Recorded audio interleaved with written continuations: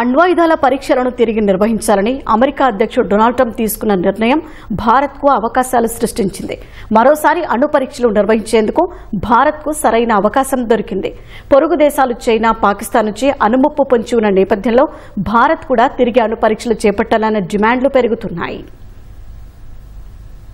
అణ్వాయుధాల పరీక్షలను తిరిగి నిర్వహించాలని అమెరికా అధ్యక్షుడు డొనాల్డ్ ట్రంప్ తీసుకున్న నిర్ణయంతో మరోసారి అణు పరీక్షలు చేపట్టేందుకు భారత్కు సరైన అవకాశం దొరికింది. పొరుగు దేశాలు చైనా, పాకిస్తాన్ కూడా అణు పరీక్షలు నిర్వహిస్తున్నట్లు ట్రంప్ కీలక వ్యాఖ్యలు చేసిన తరుణంలో భద్రతా కారణాల దృష్ట్యా భారత్ కూడా తన అణుశక్తిని బలోపేతం చేసుకునే సమయం ఆసన్నమైంది. ఈ నేపథ్యంలో భారత్ మళ్లీ అణు పరీక్షలు జరపాలనే డిమాండ్లొస్తున్నాయి. 1998 పోఖ్రాన్ అణు పరీక్షల తర్వాత భారత్ స్వచ్ఛందంగా నిషేధాన్ని పాటిస్తోంది. కానీ అమెరికా అణు పరీక్షలు చేయాలని ట్రంప్ తీసుకున్నా చైనా, పాక్ కూడా అణు పరీక్షలు చేస్తున్నట్లు ట్రంప్ చెప్పడం మరోసారి న్యూక్లియర్ టెస్టులు చేసుకునేందుకు భారత్ కు మార్గం సుగమం చేస్తోంది. ప్రస్తుత పరిణామాల మధ్య అణ్వాయుధ పరీక్షలపై నిషేధం అంశంలో భారత వైఖరిపై పలువురు నిపుణులు ప్రశ్నలు లేవనెత్తారు. పొరుగు దేశాలతో ముప్పు పొంచి ఉన్న నేపథ్యంలో భారత్ కూడా అణు పరీక్షలను తిరిగి ప్రారంభించాలని కోరుతున్నారు. అదే జరిగితే హైడ్రోజన్ బాంబు ఉత్పత్తిని ధృవీకరించేందుకు భారత్ కు అవకాశం లభించనుంది. 2025 నాటికి 9 దేశాలు భారత్, అమెరికా,